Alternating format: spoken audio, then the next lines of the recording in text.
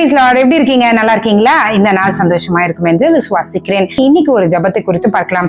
மத்தேயு 8வது அதிகாரத்துல நூற்றுக்கு அதிபதி இயேசுவை நோக்கி சொல்லுகிறார் ஒரு வார்த்தை. 8:6வது வசனம். ஆண்டவரே, என் வேலைக்காரன் வீட்டிலே திமிர்வாதமாய் கிடந்து கொடிய வேதனைப்படுகிறான் என்று அவரை வேண்டிக் கொண்டான். ஆண்டவரை நோக்கி சொல்றான், தனக்காக அல்ல, தன்னுடைய குமாரனுக்காக அல்ல, தான் பிரியமாய் நடத்தின அந்த வேலைக்காரனுக்காக. தனக்கு கீழே இருக்க வேலைக்காரனையும் உண்மையாய் சிநேகித்த ஒரு மனிதன். அந்த மனிதன் என்ன சொல்றாரு, தன்னுடைய தேவனிடத்துல போயிட்டு, ஆண்டவரே, என் வீட்டின் வேலைக்காரன் திமிர்வாதமாய் கிடந்து கொடிய வேதனைப்படுகிறான். இது சாதாரண வேதனை இல்லையா, அவனுடைய வேதனையை புரிந்து கொண்ட ஒரு எஜமானன் அவன் என்ன பண்றான்னா, இயேசு இடத்துல போய் சொல்லுகிறான், அவன் கொடிய வேதனைப்படுகிறான் அவனுக்கு என்று அவரை வேண்டிக் கொண்டான். அப்போ இயேசு அவரை பார்த்து சொல்றாரு, சரி நான் வந்து சுகப்படுத்துறேன் அப்படின்னு சொல்லும் போது நூற்றுக்கு அதிபதி ஒரு அழகான வார்த்தையை சொல்றாரு. ஆண்டவரே, ஒருவனை நான் போவான், ஒருத்தனை நான் உட்காருவான், என் வீட்டுல என் வேலையை செய்யறதுக்கு நிறைய பேர் இருக்காங்க, ஆனாலும் அவரை சொல்றாரு, என் வேலைக்காரன் நீங்க ஒரு வார்த்தை மாத்திரம் சொல்லும், அப்பொழுது என் வேலைக்காரன் சுஸ்தமாவான். நீர் எங்க வீட்டுல வர்றதுக்கு நான் பிரவேசிக்க நான் பாத்திரம் அல்ல, நீங்க ஒரு வார்த்தை மாத்திரம் சொல்லுங்க, என் வேலைக்காரன் சுஸ்தமாவான் அப்படின்னு சொல்லிட்டு ஒரு வார்த்தையை சொல்றேன். அப்படின்னா என்ன அர்த்தம்னா, நான் ஒரு வேலைக்காரனை போறான், வாரான், உட்காரான்னா என்ன அர்த்தம்னா, சாதாரண மனுஷனாகி என் வார்த்தைக்கே ஒரு வேலைக்காரன் இதை செய்யினா அதை செய்யறான், அங்க போறான், எல்லாத்தையும் பண்றான். உலகத்தை உருவாக்குனவன் நீங்க. மனுஷங்க எல்லாருமே என்னோட வார்த்தைக்கு கீழ்ப்படியும் போது உலகத்தை உருவாக்கின உமக்கு அண்ட சராசரங்கள் எல்லாமே உமக்கு பயப்படுமே. நீங்க ஒரு வார்த்தை சொன்னீங்கன்னா சூழ்நிலைகளே மாறிடுமே. நீங்க ஒரு வார்த்தை சொல்லுங்க, என் வேலைக்காரன் சுஸ்தமாவான்னு சொல்லுவான். எவ்வளோ ஒரு விசுவாசம் பாருங்களேன்.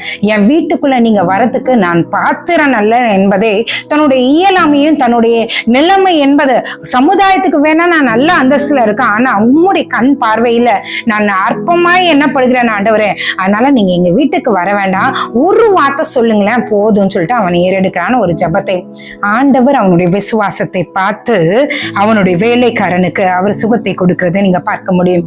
இன்றைக்கு நம்மளும் என்ன தெரியுமா சொல்லலாம், ஆண்டவரே நீர் என்னை தொட்டு சுகப்படுத்துங்க, ஆண்டவரே எனக்கு இந்த காரியங்களை செய்யுங்க, ஆண்டவரே எனக்கு இதை பண்ணுங்கன்னு சொல்றதை காட்டில, ஆண்டவரே ஒரு வார்த்தை சொல்லுங்களேன். நீங்க ஒரு வார்த்தை சொன்னீங்கன்னா போதும் ஆண்டவரே, அங்க காரியங்களே மாறிடும். ஆண்டவரை அறியாத ஒரு நூற்றுக்கு அதிபதிக்கு இருந்த விசுவாசம் கூட நமக்கு கிடையாது.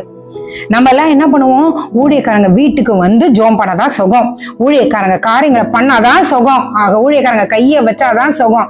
இல்லம்மா, ஆண்டவரை அறியாத ஒரு நூற்றுக்கு அதிபதியே ஆண்டவருடைய வார்த்தையின் மேல அப்படி வார்த்தையின் அதிகாரத்தின் மேல அவ்வளவு ஒரு விசுவாசம் இருக்குமானால் உங்களுக்கு எனக்கு எங்க போச்சு விசுவாசம்?